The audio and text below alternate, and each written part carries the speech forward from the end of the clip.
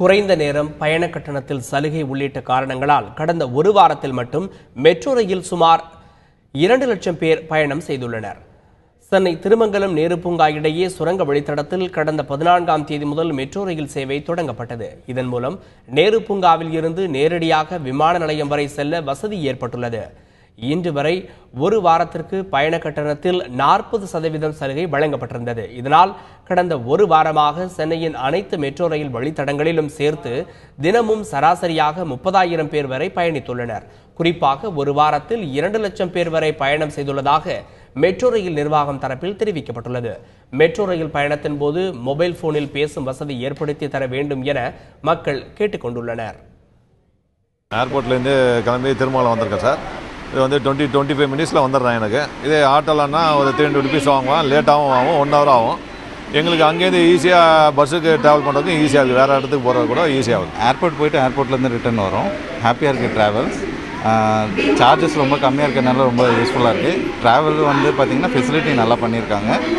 Main பார்த்திங்கன்னா இங்கேருந்து இறங்கி போகிற பஸ் வசதிகள் தான் கொஞ்சம் பண்ணிட்டாங்கன்னா கொஞ்சம் நல்லாயிருக்கும். கைட்னஸ் இன்னும் கொஞ்சம் நல்லா பண்ணால் நல்லாயிருக்கும். உள்ள இப்போ புதுசாக வரவங்களுக்கு தெரியல, அது கொஞ்சம் பண்ணி கொடுத்தாங்கன்னா நல்லா யூஸ்ஃபுல்லாக இருக்கும். ரெகுலராக ஏர்போர்ட் போகிறேன். ஆனால் இப்போ அதே கால் டாக்ஸி அது மாதிரிலாம் போனீங்கன்னா 300 ருபீஸ்க்கு மேலே கண்டிப்பாக ஆகும்.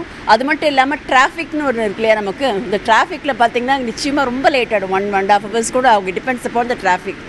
ஆனால் இப்போ இந்த மெட்ரோ வந்ததுனால எங்களுக்கு ஒரு நிஜமாக வரப்பிரசாதமாக அமைஞ்சிருக்கு எனக்கு. ஸோ இது ஒரு 35-40 மினிட்ஸ்க்குள்ளே போய்டுறது, சில சமயம் சீக்கிரமாகவும் போய்டுறது.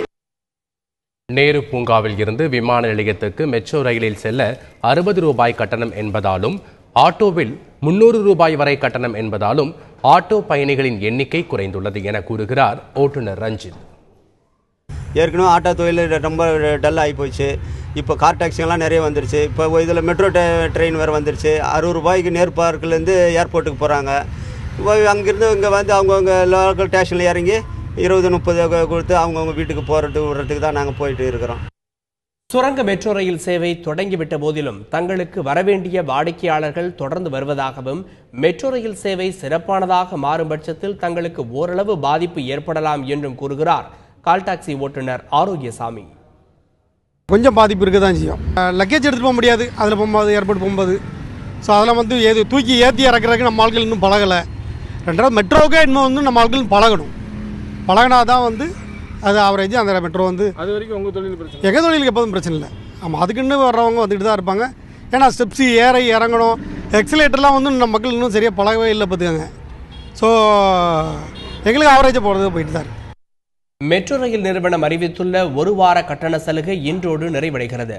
கட்டண குறைப்பால் பயணிகளின் எண்ணிக்கை அதிகரித்துள்ளதை சுட்டிக்காட்டும் மக்கள் கட்டண சலுகையை தொடர்வதோடு மேலும் குறைக்க வேண்டும் என்றும் வலியுறுத்தியுள்ளனர். சுரங்க மெட்ரோ ரயில் சேவை மக்களை கவர்ந்துள்ள போதிலும் பிற போக்குவரத்து சேவைகளோடு இணைந்து ஒருங்கிணைந்த சேவையை தரும் பட்சத்தில்தான் சென்னையில் பொது போக்குவரத்துக்கு வருபவர்களின் எண்ணிக்கை அதிகரிக்கும்.